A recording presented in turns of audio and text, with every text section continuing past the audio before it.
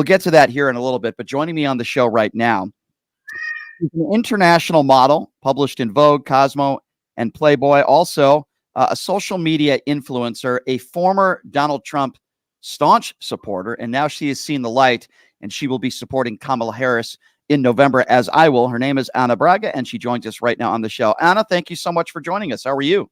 Good. How are you? Thank you for having me. Oh, thank you for joining us. I appreciate it. I always love talking to people that are, prominent people, whether it be a social media influencer, you name it, and people that used to be Trump supporters who describe why they changed and why now they support Kamala Harris. Let me start here. Is it a fair assessment to say you voted for Trump in 2016 and 2020? That's correct. Okay, so take me back to 2015. And before we get there, have you always been a registered Republican? What was your party affiliation? Yes, I have. So I'm an immigrant, obviously American citizen from Brazil, and I've always been a Republican. And I guess I can blame my ex-husband for that. I hear that a lot, by the way. So what drew you, besides your ex-husband, what drew you to Donald Trump back in 2015, where you said, I'm going to vote for this guy, and again in 2020? Well, I was started with Bill O'Reilly. My ex was like, "Oh, we got to watch Bill O'Reilly," and I wasn't into politics. Remember back in the day where people barely talked about politics. Mm-hmm. So this is what Donald Trump has done to us. Everything became a cultural war. Everyone is talking about politics, maybe not so much outside, but totally on social media. So being from Brazil, and Brazil is a socialist base, so I always thought like, oh, socialism is a bad thing. But what is a bad thing is corruption, because Brazil, it doesn't matter who president is highly corrupted country. So I was under that impression that socialism is very bad, and you have to vote Republican because you got to have a smaller government, and being fiscally conservative. I've always been socially, I would say, liberal, but I wanted to be fiscally conservative. Mm-hmm. But if you look at MAGA and what they have done to the Republican Party, they totally hijacked the party.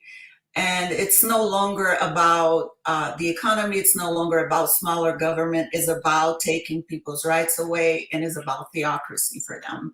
So in 2015, going into 2016, I didn't know Trump as well as you guys know from. I didn't know very well either. I didn't vote for Hillary or Trump in 2016, so I'm not the innocent one here either.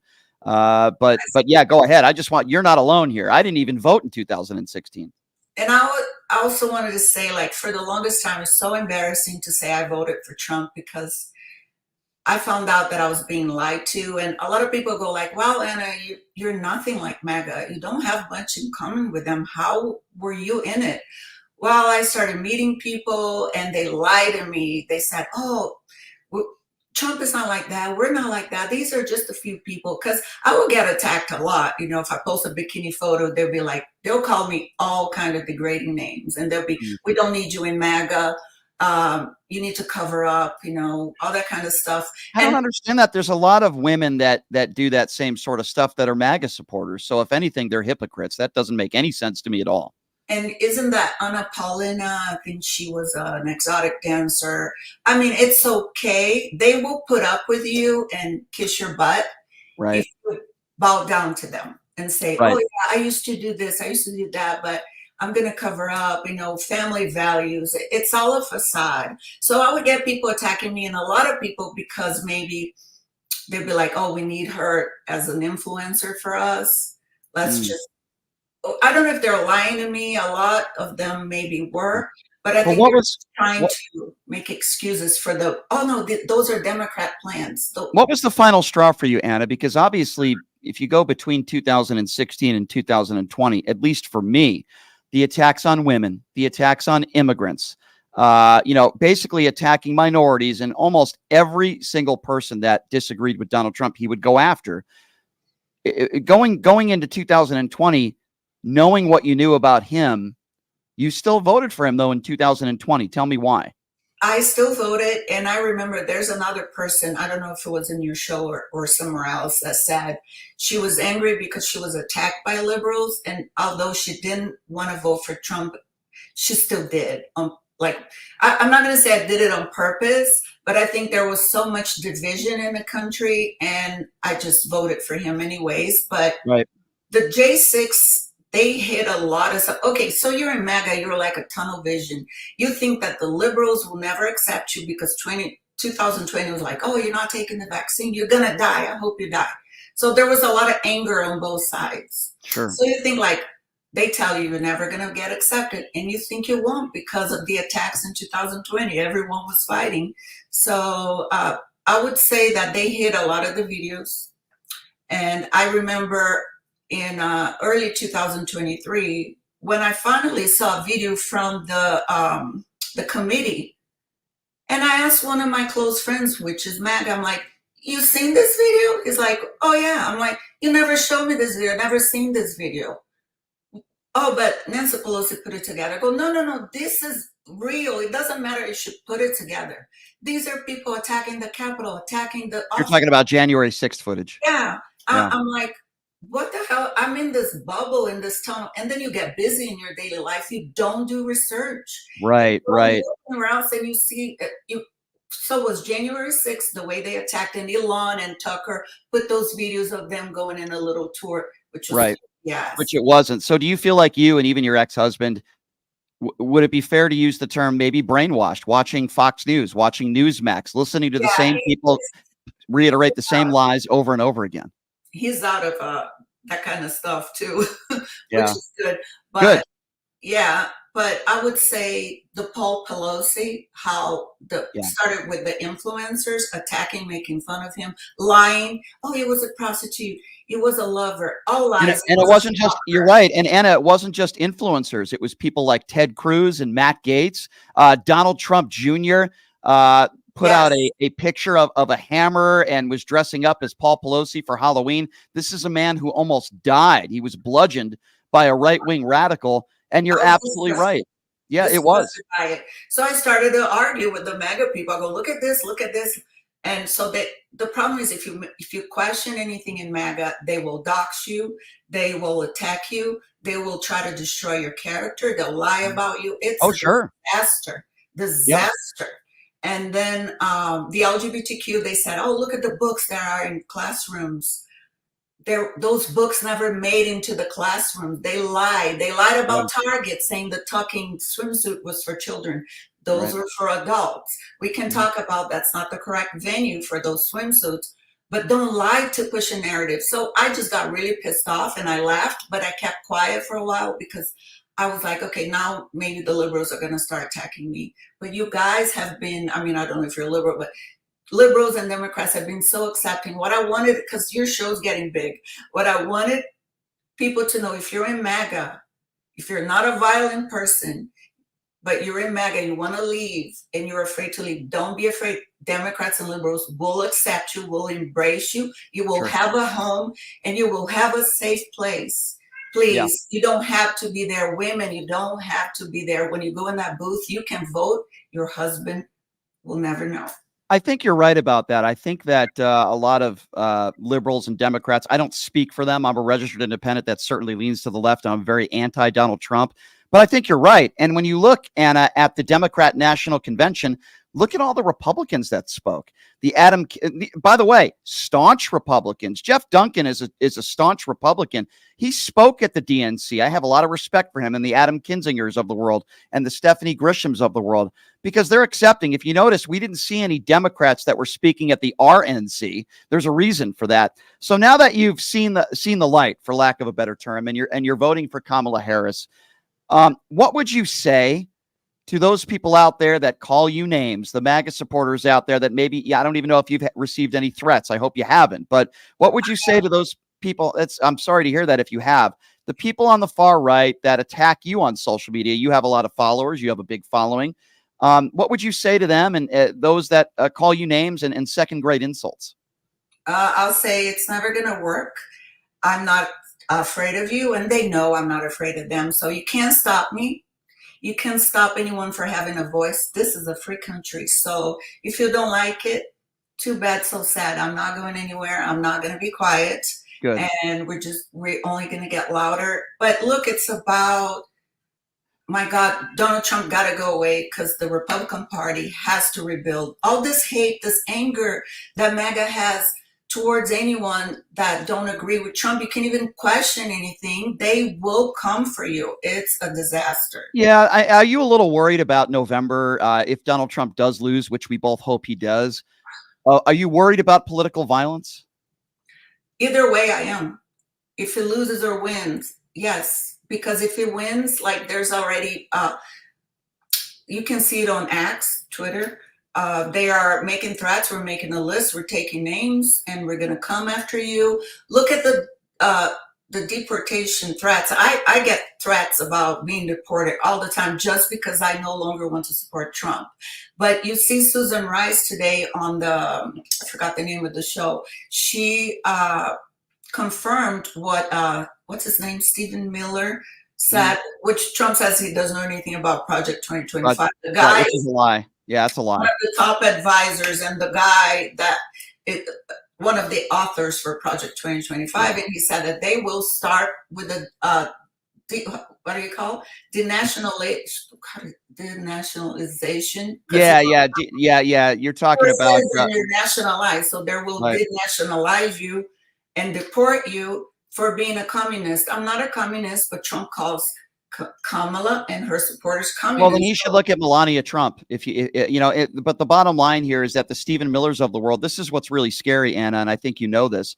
As bad as in the crazies that were in his administration in 2016, it will be twice as bad in November if he wins. You're going to have the Sebastian Gorkas. You're going to have the Stephen Millers. You're going to have felons that are going to be working for Donald Trump when they get out of jail. The Steve Bannons of the world, the Navarros. These are the types of people that will be working in Donald Trump's administration if he wins. And what I try to tell people is, listen, if you don't like Kamala Harris, you don't like the Democrats, you don't like their policies, okay, let's have that conversation. But she will have people around her that are competent, just like Joe Biden has. It doesn't mean you're going to have to agree with everything they do. But Joe Biden has had a lot of very competent people around him, the Pete Buttigieg, people of that nature. And Donald Trump is going to have a bunch of felons and morons and dangerous people. And that's what I try to describe, to some people. And even though I never voted for Donald Trump like you, and even though, I never sided with the right, at the same time, I didn't vote for Hillary Clinton in 2016, and I had no idea the monster that Donald Trump would become. Or that he was, because we both didn't know. But moving forward now, what are some of the qualities in Harris that you like? Well, I like how much she wants to bring the country together. She even said that she would have a Republican working in her cabinet. She likes to hear everyone's opinions. A normal person, she is pro women's rights, pro LGBT rights, LGBTQ, and she's pro immigrants and being an immigrant. I mean, I'm scared. Look, if she doesn't win, I'm going to have to be quiet because I'll be called a communist and I'll be deported. I mean, this is no joke. They are promising this. So, I just love but bottom line, she says all the time, I don't care if you vote for me or not. I'm working for the American people. Kamala for the people. So that I really admire her. Yes, I do as well, by the way. I've learned a lot more about her over the course of the last couple months. And I think she's a wonderful person, a good mother, a good wife, a decent human being, and a role model to young women out there, especially women that are minorities.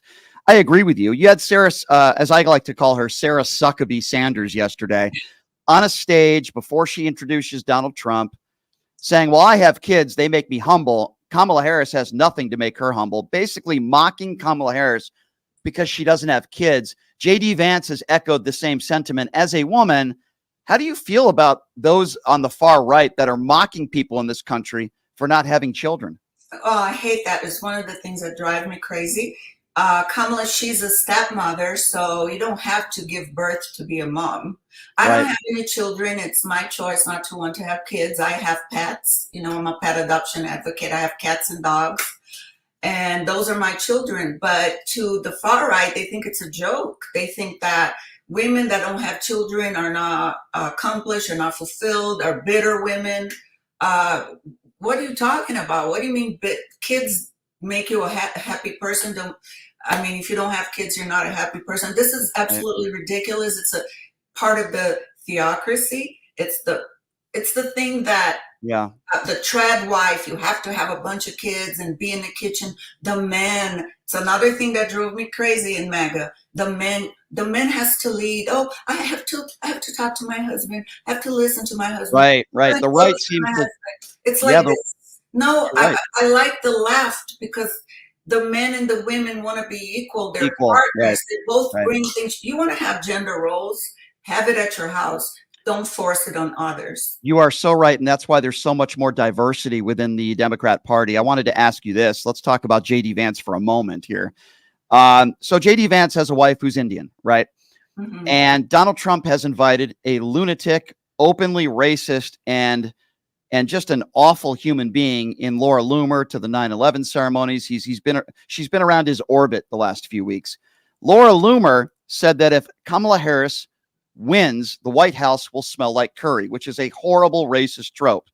J.D. Vance's wife is Indian. Not only has J.D. Vance not called out that rhetoric openly, but he also doubled down on it and said on CNN yesterday, it doesn't matter whether you eat curry or fried chicken, and then he went on with his talking points. I'm mesmerized by these men without a backbone, and I'm wondering, how does his wife stand by him, knowing that his boss, Donald Trump, is hanging out with and inviting a woman who makes comments like that about Kamala Harris and her dissent? It's about being submissive to men, and as long as you bash where you come from, who you are, MAGA will accept you. J.D. Vance cannot go against him. And it's actually fascinating because he called him Hitler before. And all of a sudden, they're all kumbaya. This is also a thing with MAGA. You know, they fight, call each other names, Trump, MAGA, all these people. But all of a sudden, everything is okay. If you bash me publicly, especially, it's over. I have self-respect, which they say I don't.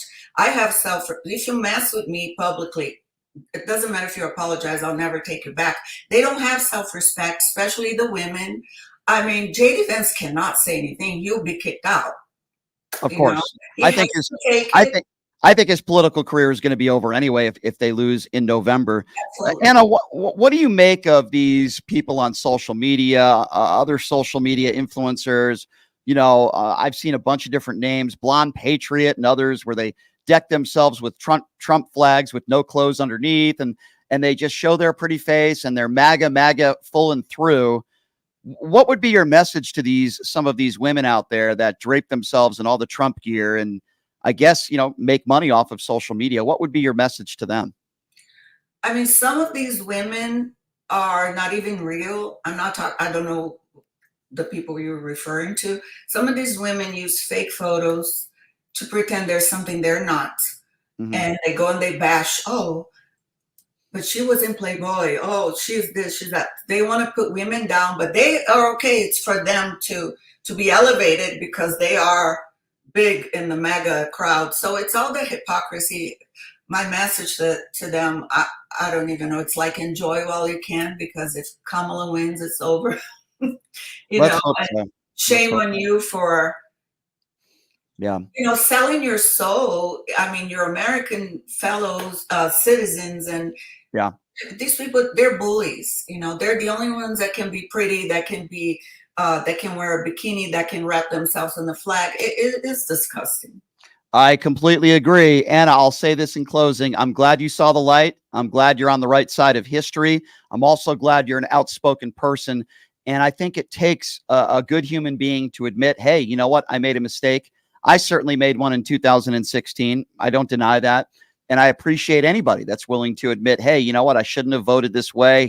But I'm on the right side now. And that's the important part. And I really do appreciate you telling your story and coming on. And we'd love to have you on again down the road. Thank you so much for being here. Thank you for having me. Appreciate that. That's